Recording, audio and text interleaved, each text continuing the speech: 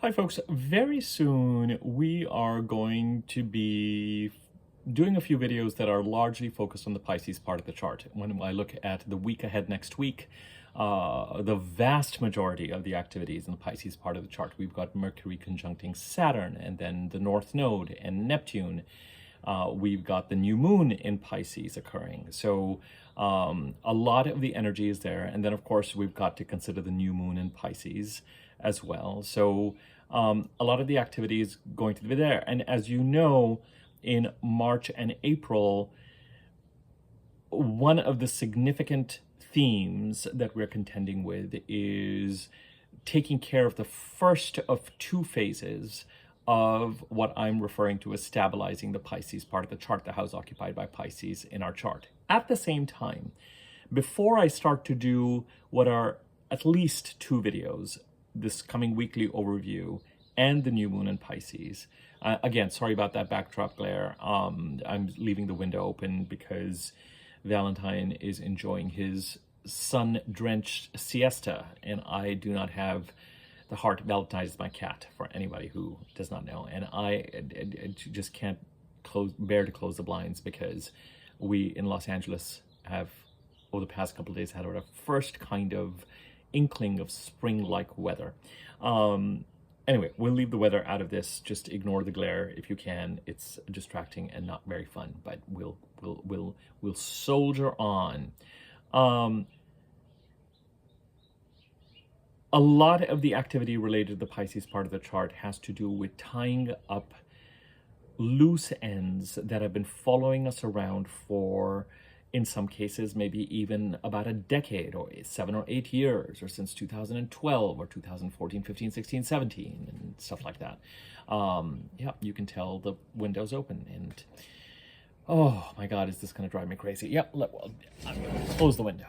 Okay, here we go.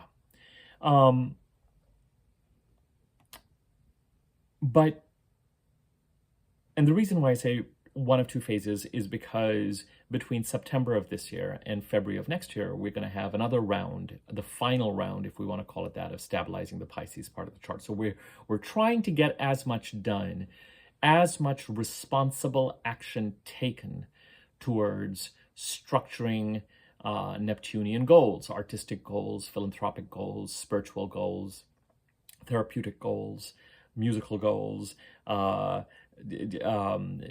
goals around helping the collective in some way. We are acting responsibly to set boundaries where there has been anything that is deceptive or behind the scenes, or us playing cards close to our chest, others playing cards close to their chest, things not being completely transparent, not being completely clear, not being completely honest. And we're also, just in general, if we have had a hard time since 2012, particularly 14, 15, 16, 17, had a hard time acting with responsibility and structure in the Pisces part of the chart. That is what we're doing in February, March, and April now, and between September and February. And I would urge everyone to make as much progress as you can in February, March, and April, so that there's that much less to do between September and February, because there will be stuff to do between September and February, September 25 and February 26. But as much as can be done now, the stronger and stabler we will feel. Part of the reason why we're doing this, and this comes to what this particular video is about, is because there's a future state that is also beckoning to us. Now, yesterday I posted a video on the astrological architecture of 2025, this idea of part of this future state has to do with some of the slower movements starting the process in 2025 of moving to the next sign, the next house, specifically Saturn, Neptune,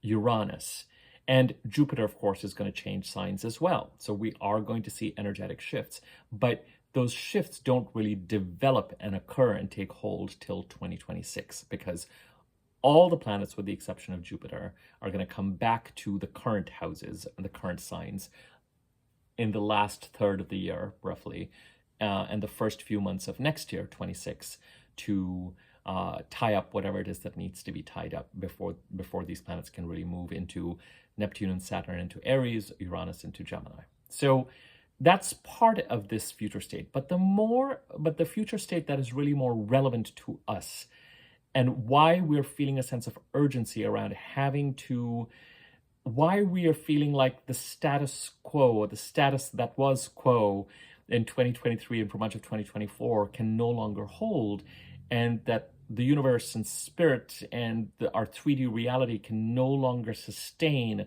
that stagnation. We are being compelled to take action in one primary direction, which is to clean up any undisciplined behavior in the Pisces part of the chart, the house occupied by Pisces in our chart. But it's so that we can really move towards and capitalize on, till the end of the first week of June, especially, a future state that is symbolized first and foremost and primarily by the North Node eclipses going through the sign of Aries since March 23 to be exact.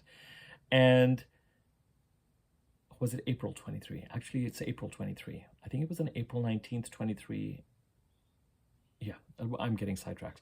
March, April, we had 2 new moons in Aries in 23, one in March and one in April. And the second one was the solar eclipse. So March, April 23. And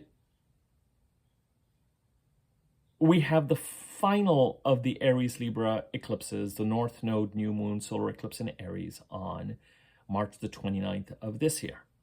And so part of this future state that is exciting to us, that we're trying to get to, that we're trying to get something from, a set of energies we're trying to capitalize on, finish up capitalizing on, complete our development around.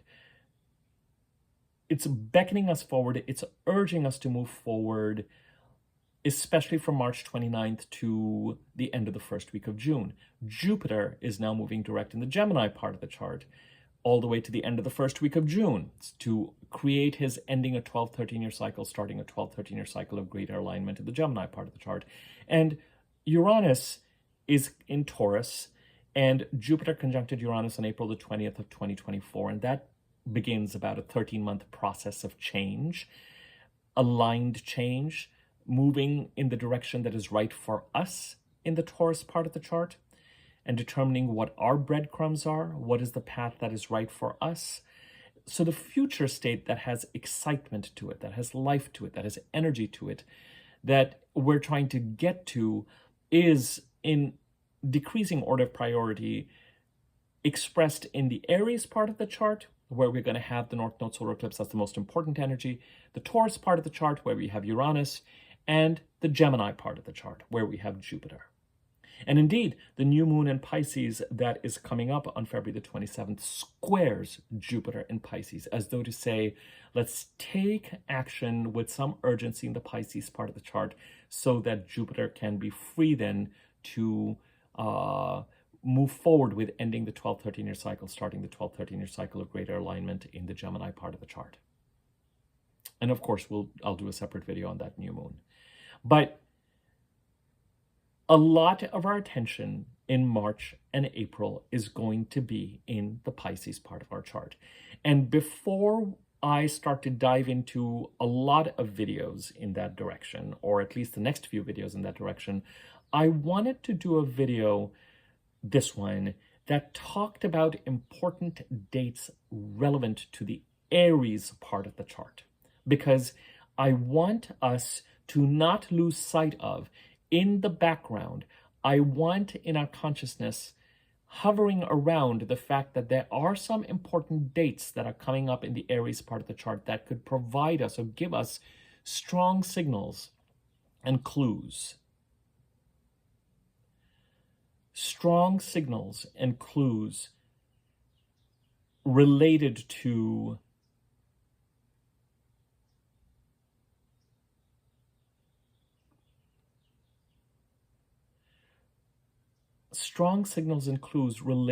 this future state that we're being asked to dot the I on, cross the T on, that's been going on in our consciousness and our desire since March, April 23, but it's going to come up for one final push after that March 29th solar eclipse. So there are going to be some dates March is going to be the month of Pisces because we have the new moon in Pisces on Feb 27th that takes us all the way to March 29th.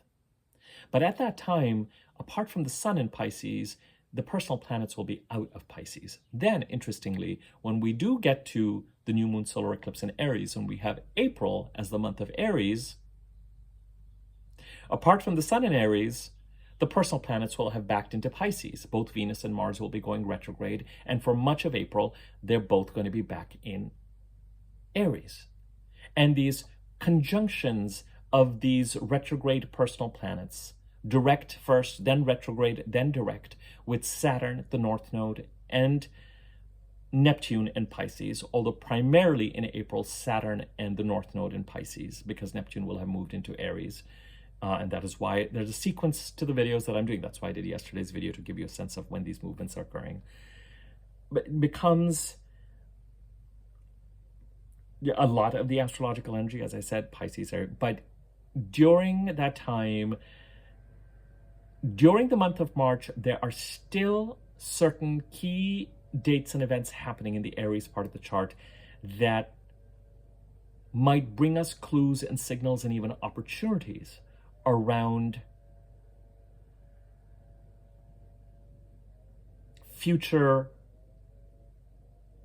around things, events, opportunities that hearken to, that talk to the future state that we're trying to get to. The reason why we're trying to act responsibly and tie up loose ends in the Pisces part of the chart is so that we can put certain things behind us, stop the energy leaks, so that we are done with a certain set of energies and can invest our energy and time freely, with greater freedom, with greater flexibility in these forward states that are currently being defined to us in the Aries, Taurus, and the Gemini part of the chart. And when I say part of the chart, I mean the houses occupied by these signs, okay? By the time we get to March, we will be in the month of Aries because we'll have had the new moon solar eclipse on March the 29th, and that month is going to continue till the end of April. But Mercury and Venus will still be in Aries for part of May, and Venus is going to be in Aries for all of May. So when you have a new moon, and the new moon solar eclipse in Aries is going to be on March the 29th when Mercury is retrograde, the effects of that new moon are felt, especially for people who have Mercury direct in their birth charts, which is the majority of us. The effect of that new moon is felt after Mercury is direct and started to gather momentum. The effect of that new moon is often felt once the next new moon occurs where Mercury is direct and moving forward, which would be the Taurus new moon at the end of April. Which is why I'm saying to a lot of you that the actual impact of that March 29th solar eclipse, for those of us especially who have Mercury direct in our birth charts, will likely be felt more in May, and as we head to the end of May, the last week of May and the first week of June. Now, that does not mean it may well be that opportunities are brought to us that have that eclipsy, here's something else that's going to help move us forward feeling around the time or after the new moon solar eclipse in Aries and during the month of April. But the actual movement on it, and the movement can mean receiving payment, further development, it actually showing a benefit to us, it actually growing into something, may likely occur more in May and until the end of the first week of June. If you have Mercury retrograde in your birth chart, you may well feel that eclipse the week before and after March the 29th. So let us, before I do the next 2 or 3 videos, which are going to be focused on the next weekly overview for next week and the new moon in Pisces, and we start to have to spend more and more of our time really talking about the Pisces parts of the chart, let's just take a look at a few important dates and the sequence of how events are going to unfold in the Aries part of the chart, so that even in March, even during the month of Pisces, while we have Venus and Mercury in Aries. Mercury is currently in Pisces, but very soon, on March the 3rd, March 2nd, 3rd, he's going to move into Aries. It's easy to think that because Venus is going to be retrograde on March the 1st, and Mercury is going to become slower and slower and slower and then go retrograde on March the 15th, that we can just kind of dismiss the fact that Venus and Mercury are in Aries. But I would advise you not to. We may not see a lot of forward momentum, but I would hate to see us lose opportunities or lose the ability to keep our eyes open for future development, stuff that is exciting and energizing to us and may beckon to us. We may spend a lot of March and April focused on tying up loose ends in the Pisces part of the chart, but it's a very, very likely and possible that in March and April we will also be responding to, and this is why we need to remain open to it and aware of some of these dates and aware of some of these astrological events, especially during March, so that we can respond to them and take advantage of them and apply to them and apply ourselves towards them.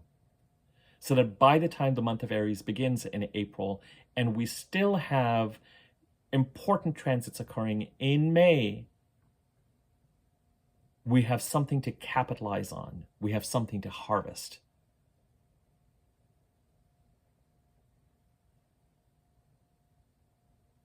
One of the things that is very, very intriguing to me is that, as I've mentioned to you before, both Mercury and Venus only make it to between 9 and 10 degrees of Aries, and then they both go retrograde around those degrees. So it's as if both Mercury and Venus is currently in Aries. Mercury is going to be in Aries on March the 3rd. They both do not get past the 10-degree mark in Aries. It's as if they go into Aries saying, all right, we're ready to create this future state. And it's like, no, we're not. Because some of the actions we're going to take in the Pisces part of the chart in March are going to end up being revisited in April, when both Venus and Mercury that are retrograde come back into Pisces and say, not so fast. We need to dot certain I's, cross certain T's, get clear on certain things.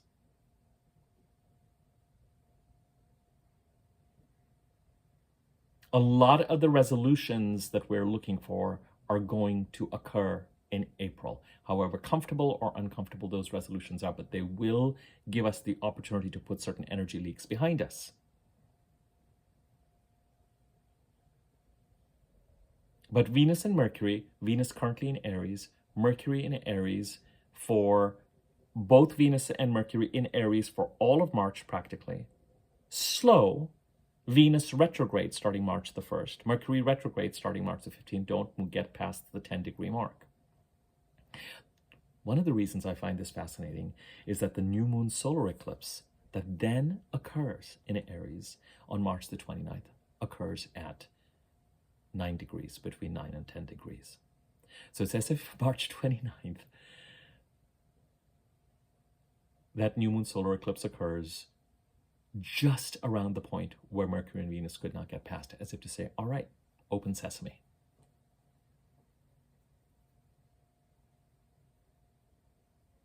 And I just find that really, really fascinating that it picks up on that point. So let's talk about sort of the architecture related to the Aries part of the chart, while understanding that the bulk of our energy is probably going to go in the Pisces part of the chart, but we can't afford to not be creating and investing in the future that we are interested in and intrigued by during this time.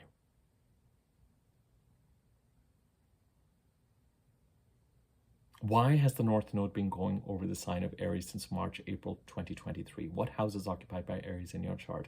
And what has developing or leaning into that part of the chart meant to you? The North Node always, these North Node eclipses always have a tendency to promise more than they deliver. They have a tendency to create a certain kind of magical hunger where we go in and lean in on certain experiences, some of which materialize and some of which don't materialize. They all kind of can have a kind of a loopy, magical strain of excitement and achievement, but also disappointment associated with them. But it's that disappointment that keeps us moving forward. But more importantly, leaning into those experiences helps us develop the muscles and give us the experiences we need in order to keep moving forward and developing and growing. Our evolution is dependent on these North Node eclipses.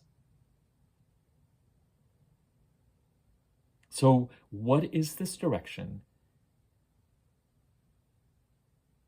And as I said with the North Node eclipses, do not commit to an outcome too soon. Let the North Node continue to attract and disappoint you. Let it continue to act as the carrot at the end of the stick. And in that process, let it put you in touch with something that feels like it's very much you and very much yours. All these forward-moving influences, the North Node, Uranus, Jupiter, very much planets of alignment with what is right for us. Venus is already in Aries. And on March the 3rd, Mercury comes into Aries. Okay. The first important event that occurs in Aries occurs on March the 11th, when a direct stationary Mercury conjuncts a retrograde Venus.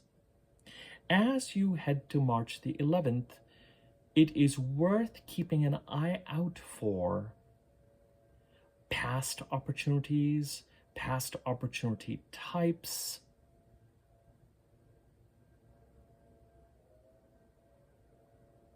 Why does Venus go retrograde? Venus goes retrograde because Venus recognizes that our relationships and our resource management are become too diffuse, too extended, too generous, too extravagant, no longer in alignment with what we value and what we're trying to move towards.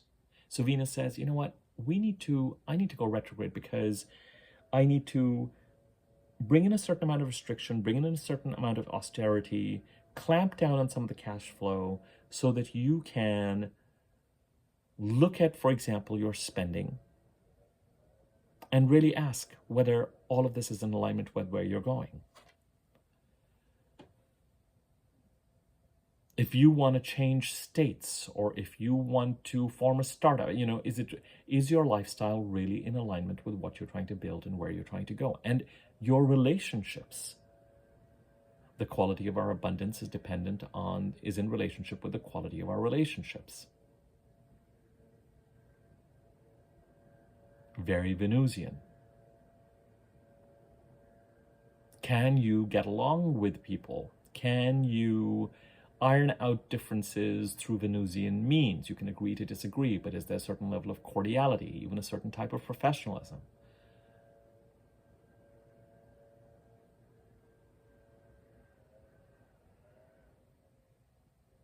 Can you understand that no matter how you feel about a situation, trying to maintain a certain workability, a certain harmony, a certain cordiality, a certain respect is essential for your ongoing well-being? No matter how right we may feel about certain situations, it is better not to make enemies, because that can become something that then we have to struggle with and deal with as we move forward. And yes, Venus, all that kind of thinking is very Venusian. It helps capitalize on and build on what we value. It helps capitalize on our resources. It helps make us richer. The downside with Venus, admittedly, is that it can become passive and overly pleasing. And in that process, when we go into the shadow side of Venus, our cordiality can become self-negating and can even lead to loss because we're being too nice. And that's where Mars has to step in and say, no, you got to draw the lines, you got to draw the boundaries, at this point in time, you've got to make the enemies in order to protect yourself, or, in certain cases, you've got to draw the line where it needs to be drawn. But right now, we are really focused on Venus, and Venus going retrograde on March the 1st. And the topic is our resources and our relationships. are they in alignment with what we value and where we are trying to go? Or are they leaks? And in Venus's case, she tends to catalyze this questioning by restricting opportunity, resources, a certain amount of relationship harmony, in order for us to make the changes and get into alignment.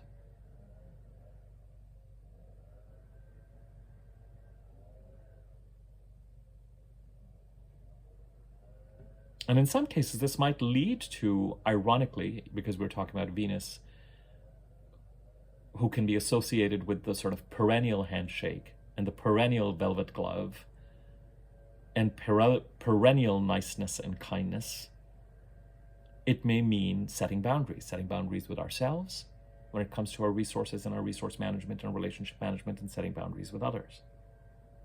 A retrograde Mars takes on a more Venusian passive quality. A retrograde Venus takes on a more Martian quality.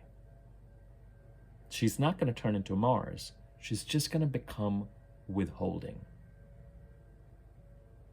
Bounty. The day-to-day grease that Venus provides to keep opportunities coming, to keep cash flow coming, to keep things moving. Venus and Jupiter are considered the lucky planets.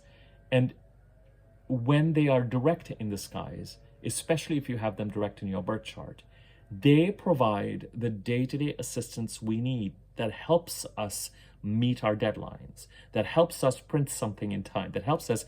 There are so many things that we take for granted that will just occur on time or magically appear, or the Uber will show up on time or even a little bit early.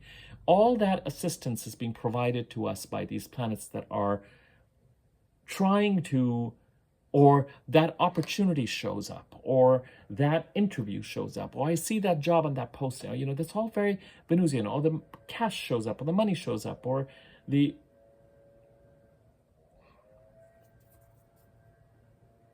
helping us along. And Venus retrograde then withholds that assistance to go, let's just talk about finite relationships, finite resources, a finite amount of energy that you can spend on relationships, and finite resources, so that you can start to make the changes and practice a certain type of discipline that will help align you with the direction you want to move in. When a retrograde Venus meets up with a stationary Mercury, you may become very aware of some of these relationship and financial issues. There's also a possibility, as you head towards March the 11th, that some sort of a future state shows up in I can't think of the right word, it's like a qualified manner, as a potential. Something from the past can show up.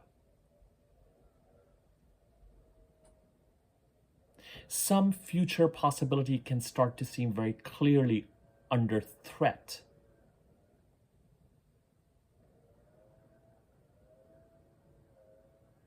Some future possibility can show up with a recognition and an understanding that the Venus and the Mercury retrograde periods and tying up the loose ends in the Pisces part of the chart are critically important to let that future state manifest and develop.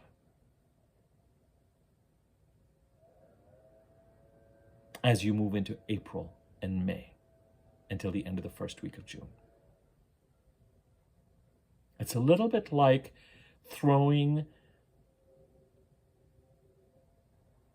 you've developed the negative, you've looked at the contact sheet, and you're starting to make your print, and you've just burned your first print, and you've just thrown it into the chemical bath. For those of us who've done some traditional photography, non-electronic photography. And in the time that photograph is going to develop for the rest of March, and into April and even into May, we have the time as all of it is setting to take care of everything that we need to take care of, so that by the time it sets in the right way and it moves forward, we can pull it out and allow it to dry. I mean, it's a weird kind of analogy.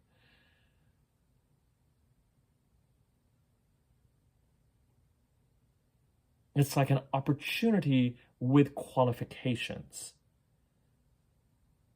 It's an opportunity, it's a conditional opportunity. That's the word I was looking for. This opportunity can develop and you can take advantage of it so long as you stabilize the Pisces part of the chart in March and April and continue to do what you need to in order to invest in and create this future state. Part of the reason we were not able to move forward in desired directions in 2023 and 2024 is that the current state or the past state was too overwhelming and could not be completely released successfully in order to get to where we wanted to get to. And now there's an urgency to do what we can to release that past state, or to prepare to go as far with it as we possibly can, those energy leaks, with the possible understanding that things may actually ultimately get released in September, October, November, December, January, February, between September 25 and February 26. And if you want to know more about that timeline, take a look at my video from yesterday that talked about the astrological architecture of 2025. So on the 11th, a forward-moving, just before becoming stationary Mercury meets up with the retrograde Venus in Aries. An opportunity could develop over the next couple of weeks. You could be thinking about what you want to do, how you want to move forward, what future state you want to create. And you may run into an awareness of what that design looks like, knowing that moving forward is conditional to whatever it is that you need to do to tie up loose ends in March and April. The next thing that happens is on March the 14th, Mercury goes retrograde. On the 20th, the sun enters Aries, and the Aries part of the chart becomes spotlit. So we get more focus before the eclipse on this future state that we're trying to get to and create. And the sun is going to go over Aries, and then it's going to go over Taurus, and then it's going to go over Gemini. Those three houses that represent that future state to us. And by the time it gets into Cancer, Jupiter will be in the sign of Cancer. So we really are trying to tie up as many loose ends and stabilize that Pisces part of the chart by the end of April to the best of our ability, so that we can have, prior to the next Mercury retrograde in Leo Cancer, I think, we can have the next 3 months really developing that future state.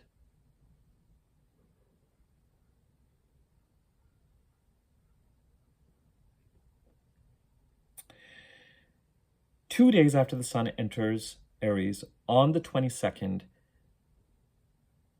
the sun conjuncts Venus. And on the 24th, the sun conjuncts Mercury. Both Venus and Mercury by now are retrograde. And when the sun conjuncts Venus and Mercury are taking their instructions and their direction from the sun, from our connection to source. So Venus retrograde and Mercury meet up on the 11th, and then on the 22nd, the sun and Venus meet up, and on the 24th, the sun and Mercury meet up. The sun and Mercury meeting up on the 24th, Mercury retrograde meeting up with the sun, starts a new Mercury communication cycle that is going to be in place for another 3 months. So the Aries part of the chart, which is still nascent, but there's activity occurring, gets not only an eclipse on March the 29th, but a whole communication cycle, which, as I've mentioned to you before, is a drumbeat of activity, one of the most productive astrological phenomena. Using Mercury, communications, transactions, processing, getting into motion from a communication perspective in the Aries part of our chart. And we're going to have that energy after the 24th for about 3 months. Venus and Mercury on the 22nd, 24th, combust. That is going to be intense, largely because we will really lose the power. Not only will Venus and Mercury be retrograde, they will also be combust. So I really want you to watch for the houses, in your case, that are ruled by Venus and Mercury may see stagnation in the last 2 weeks of March. And for about a week or two after, So watch, try and get into a space of austerity and responsibility and change.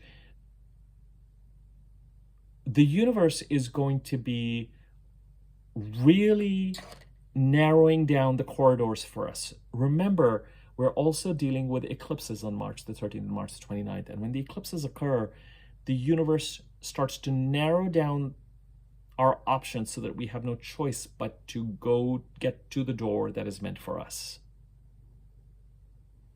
And with this Mercury and Venus retrograde energy, some of that is going to be in play. One of the ways in which the universe may restrict us is by turning off certain taps of abundance or flow, by saying that is no longer available to you, that is no longer available to others, so that it forces us to act in alignment with what the universe wants to get us to the right path, the right opportunity, the right doors. And as I said, when Venus and Mercury conjunct the sun, they take that direction from the sun. That part of us that is directly connected to source, that part of us that is watching everything we're doing in the Pisces part of the chart, everything we're trying to build that is connected to the Aries, Taurus, and Gemini part of the chart, and is going to be directing our Mercurial and our Venusian selves and giving them, Mercury and Venus, their marching orders at the end of March. All this time during March, we are in the month of Pisces, taking action in the Pisces part of the chart, trying to bring it, stabilize it. But as I said, the reason why I'm doing this video is I'm not going to have an opportunity again. We'll talk about the solar eclipse in Pisces. We'll talk about some of these events occurring in the weekly overviews. But I really think that we're clear that the primary energy is going to be focused on the Pisces part of the chart in March and April. But I do not want us to lose sight of this developing future state that is going to become louder and louder and louder, and is then going to go ahead and take the space that is created by us tying up what we need to tie up in the Pisces part of the chart so that more of our energy can get to this future state.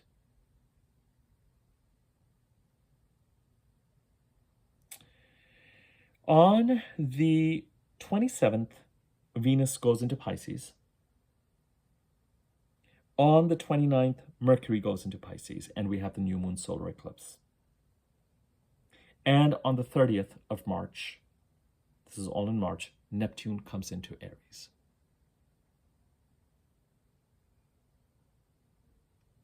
So in March, we have Mercury conjuncting Venus, stationary Mercury conjuncting Venus retrograde on March the 11th, the Sun conjuncting Venus on the 22nd of March, the Sun conjuncting Mercury on the 24th of March.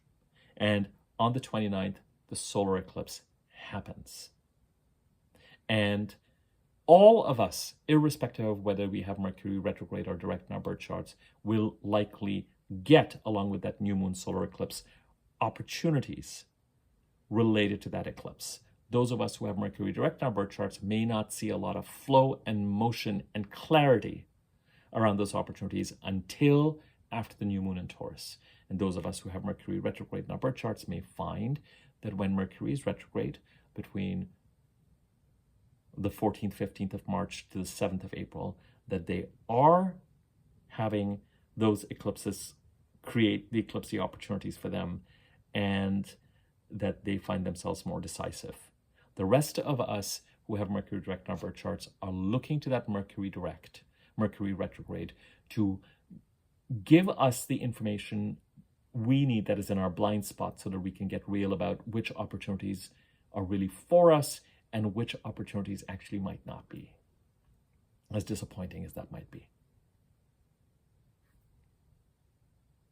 Now, in April, this weird thing happens where we are in the month of Aries because we've had the new moon solar eclipse on March the 29th, and the Taurus new moon is not till April the 27th.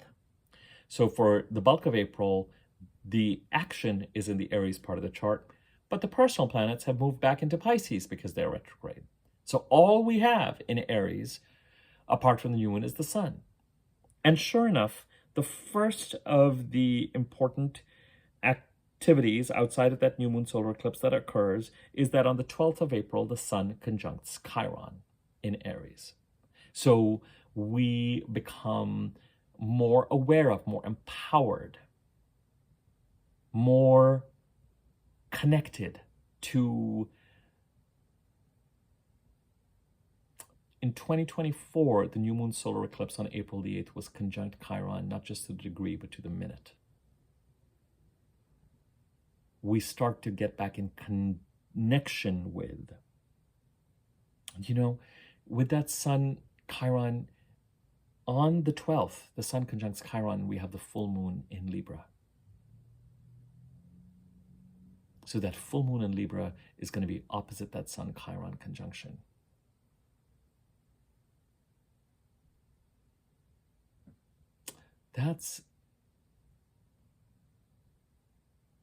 We're going to be asked to incorporate and act in a way that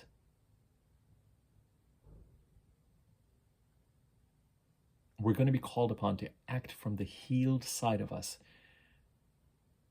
that is no longer disempowered in the Aries part of the chart.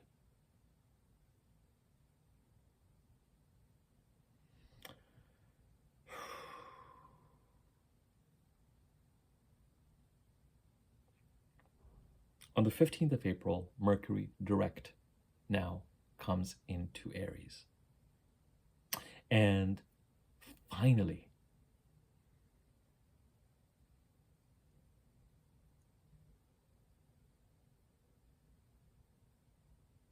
processing, communicating in the Aries part of the chart can start to occur. Mercury, at least from a communication perspective, by the 15th of April, will be done with whatever it is that he's trying to communicate and put in place into the Aries part of the chart. He will have been retrograde and conjuncted the North Node. And with that conjunction with the North Node and Mercury will separate, and then Mercury will go direct. And on the 15th, come back into Aries, ready to invest energy more into building the future state.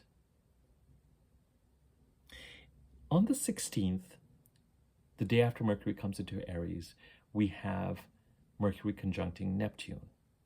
And that may give us our first signal of what Neptune in Aries may have on its agenda. Neptune is going to be in Aries all the way to March 2039. And Neptune's conjunction with Mercury on the 16th, and then in early May with Venus, are going to likely give us some signs around what Neptune's agenda in the Aries part of the chart will be. Neptune's agendas are not always negative, but sometimes Neptune is loosening our attachments to whatever is not for us. And loosening And often with Neptune, what makes it painful is that our sense of selfhood, egoic, separate, can be very tied up in these attachments. Our sense of what I will call false identity, but something we really hold on to that is valuable to us, that is egoically important to us, but may not be right for us. Neptune identifies that and seeks to separate us from that. And through that painful process, we actually start to recognize who and what we really are.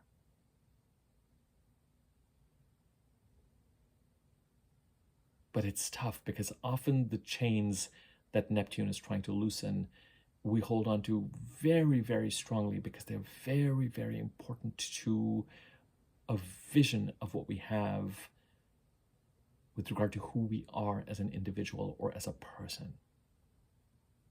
And Neptune's point, of course, is that you are not a person. Ultimately, you are going to leave this planet with nothing. And so all those things that you're attached to or that are defining you are not really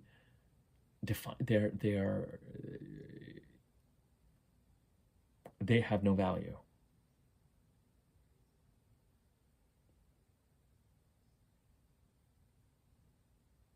And in the Aries now, Neptune can be very inspiring. Neptune can, coming into your 10th house of career, for example, or coming into your first house, coming to certain, can also, it's not just always about loosening. It can be that it introduces Neptunian goals into the picture, or desire to move in a Neptunian direction in the Aries part of our chart. So that Mercury-Neptune conjunction on this April the 16th is going to be the first of these meetups in the very first degree of Aries that Neptune has, and might give us a clue around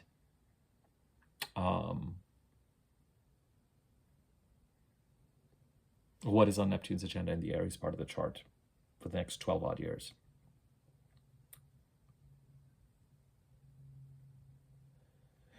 Now on the 17th, something happens that's not connected to the Aries part of the chart, 17th of April. And that is that Mars enters Leo. But Mars enters now direct Leo again, where he had entered in September, October, November. Actually, no, sorry, October, November. And then gone retrograde on December the 4th, something like that, of last year. And this time, of course, Mars is clearing his shadow degrees and Mars enters Leo. And what is important about Mars entering Leo, of course, is that as he enters a fellow fire sign, he's going to get ready to trine Neptune and trine Chiron and provide support towards the Aries part of the chart. Remember, some part of the architecture of where we are at today in February, March, and April is about tying up loose ends in the Pisces and the Cancer part of the chart, so that by the time we get to April, we can really land to build in the Aries and the Leo part of the chart. Because building in the Aries and the Leo part of the chart were thwarted by Mars going retrograde on December 4th and by Venus and Mercury going retrograde at that 9-10 degree point where the new moon finally occurs on March the 29th. And Mars is currently back in Cancer, and Venus and Mercury are going to be back in Pisces. They're going to retrograde back to finish up what they need to finish up, so that by the time Mars enters Leo and Venus, Mercury make their way into Aries, we're really, there is as little holding us back as possible. And that's really what you're trying to stabilize in the Pisces part of the chart.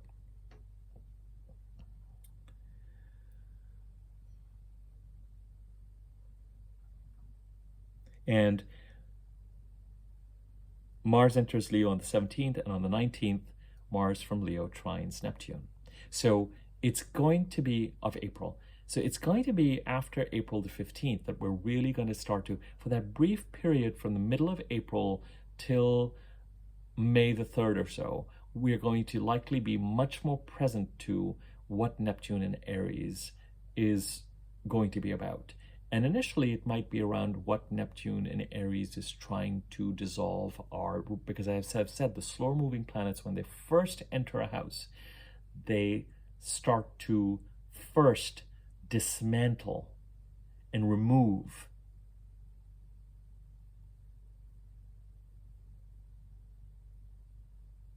and destabilize and erase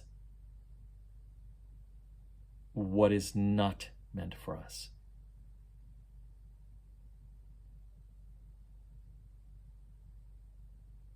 So that then they can create, as they move further and further into the house, what it is that they're trying to create. But they can't create it on edifices that have shaky foundations or that are wrong for us.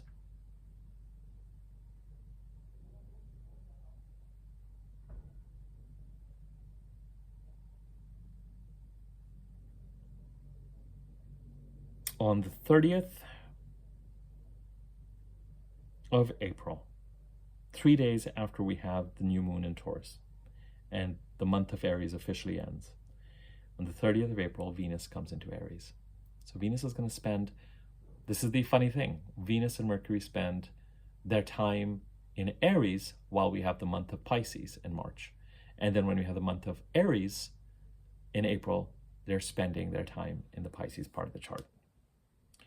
Mercury, in fairness, is only spending the first 2 weeks in the Pisces part of the chart of April.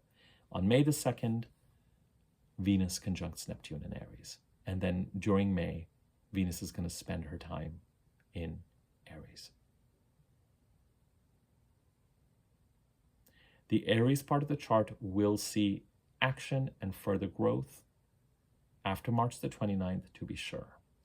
But for a lot of us, it's going to be after Mercury goes direct on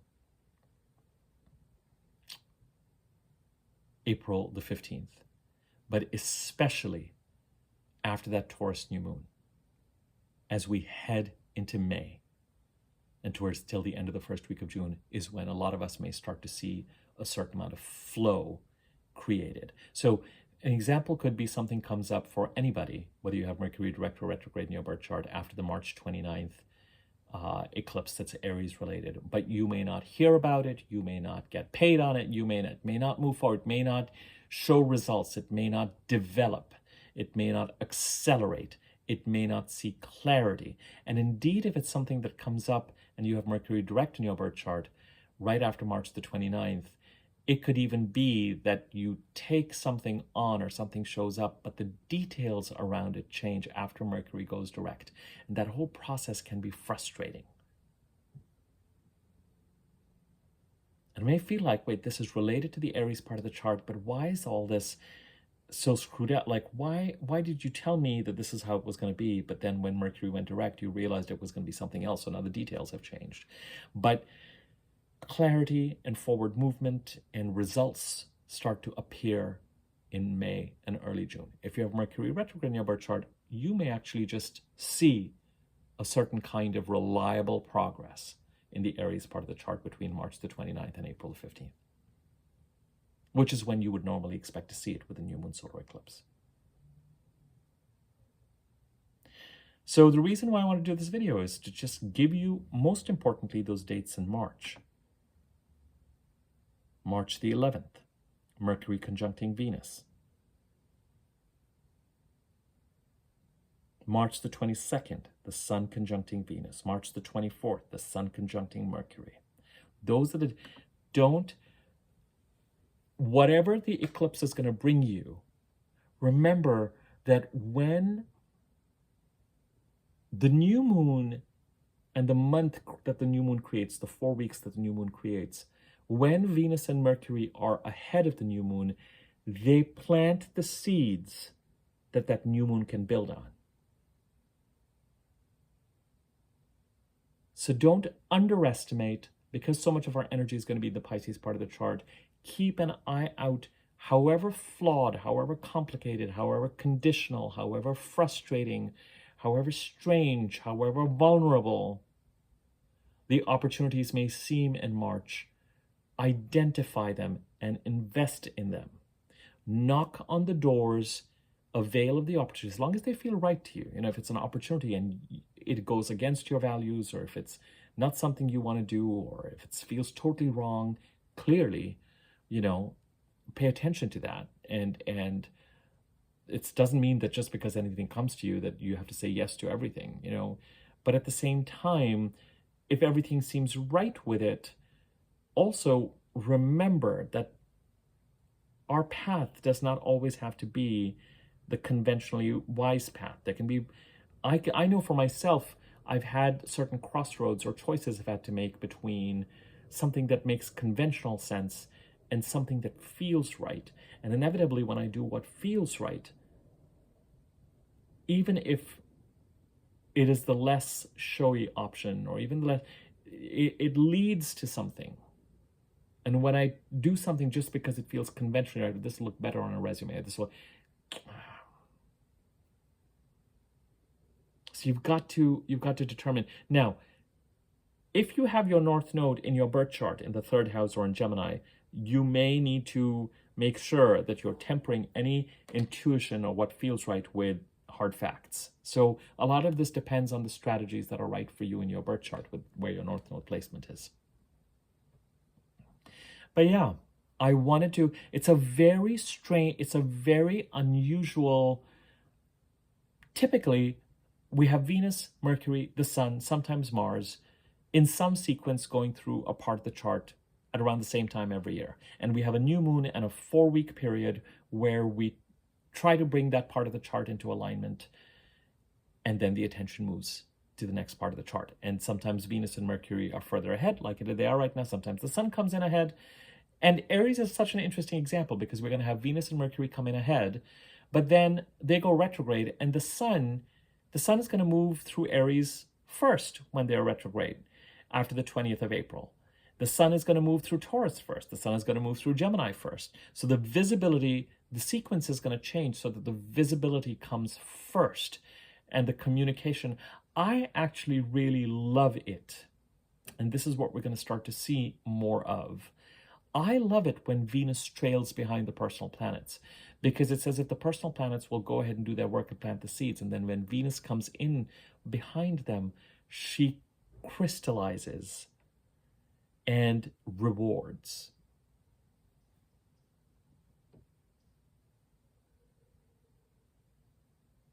When Venus is going ahead, she rewards with the opportunities up ahead.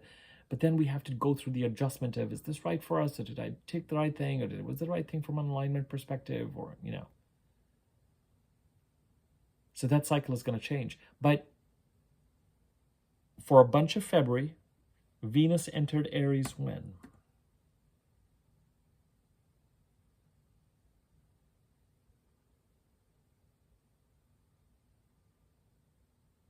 February 3rd. All the way from February the 3rd. Wow. February, March, April, May. 4 months of Aries season. In the way that I define a season, which is when the personal planets are going through a particular part of the chart. Venus came into Aries on February the 3rd. Mercury comes in on March the 3rd. The sun comes in when he normally does, around March the 20th. We have the new moon March the 29th. Mercury comes back into Aries April the 15th. Venus comes back into Aries the very end of April and spends all of March in Aries. It's a very, the bulk of our energy is going to be spent in the Pisces part of the chart, admittedly, February, March, in April, but, and we're really going to see things crystallize in the Aries part of the chart in May until the end of the first week of June. And I've been talking about this since last year. But that future state has been brewing since the beginning of February. And as we stabilize the Pisces part of the chart, that future state is going to crystallize more and more and more. Don't get too attached to an outcome. Let the eclipses point you to the opportunities and the directions that are right for you. But don't underestimate, don't just ignore. A lot of our energy in March, no question, is going to be in the Pisces part of our chart. But at the same time, remember to keep an eye out for the opportunities, however conditional they may seem, that might show up in the Aries part of the chart, especially in March. I hope you found this useful and helpful. I certainly had fun doing it, actually. I certainly... Anyway. I think the next video I'm going to do is going to focus on... Next week. It's already Friday. I'm doing this on like 4:45 on a Friday, the 21st. So maybe I'll do the weekly overview, because I would just want to give you a sense of the architecture of the week and remind you of the importance of Mercury in Pisces next week. And then we'll do the new moon in Pisces video heading into next week, so that you are set up for next week and for that new moon in Pisces. But all the more reason, everything, the videos that I'm doing have a kind of sequence to them. So yesterday's video, which was a macro look at 2025, today's video, which looks at the Aries part of the chart, acknowledging that a lot of our energy in March and at least till the middle of April is going to be in the Pisces part of the chart, gives you a sense of certain important elements of architecture as we, in the next couple of videos, bring the attention back very much to the here and now, and very much to the Pisces part of the chart, where the new moon is going to occur in the middle of next week, and Mercury is going to be making important conjunctions to Saturn and the North Node and Neptune next week. I am running discount specials for anyone who wants a 30 to 40 minute reading centered around one topic, one subject. Those are $50 right now. For anybody who wants to look at the astrology of February, March, and April, and how it relates to how the eclipses and how the Mercury and Venus retrograde relate to your birth chart, that is a 60 to 70 minute reading for $100. Those are the two specials that I'm running right now. My regular sort of all-encompassing reading is also on offer. If you're interested in getting a reading with me, please email me at the email address in the description box below. There's a thanks button underneath this video. You can use that to contribute to the channel. Information and donations are there in the description box. Subscribe to my YouTube channel if you haven't already, and click the wiggly bell icon on top when you subscribe to be notified whenever I do my videos. You can contribute to the channel for free by liking this video or leaving a comment. Comments and likes increase circulation on YouTube, and by all means, feel free to share the video if you find this information useful, or tell friends and other people who you think might be interested in my content. Thank you for your support, and more videos to follow. Take care.